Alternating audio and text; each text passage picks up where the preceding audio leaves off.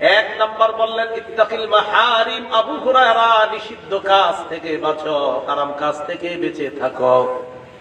তাকুন আবাদান নাস, হারাম কাজ থেকে যদি বাঁচতে পারো এই দুনিয়ার সবচেয়ে শ্রেষ্ঠ ইবাদত গুজার হয়ে যাইবা। কি থেকে বাঁচা? হারাম কাজ থেকে তুমি বাঁচো। তাকুন আবাদান নাস, এই পৃথিবীর সবচেয়ে শ্রেষ্ঠ আবেদ তুমি হবা। কয় নাম্বার হলো?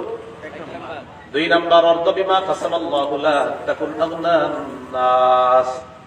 আল্লাহ তোমার জন্য যা বরাদ্দ রাখছে, তোমার কিসমতে যা রাখছে, এটা নিয়ে তুমি সন্তুষ্ট থাকো। তুমি এই পৃথিবীর সবচেয়ে স্বনির্ভর বান্দা হবা। তুমি কারো মুখাপেক্ষী হবা না, কারণ পৃথিবীর সবচেয়ে ধনী মানুষ তুমি, কারণ তোমার কোনো টেনশন নাই। আমি আল্লাহ তোমারে যা দিছি তুমি তাতেই খুশি।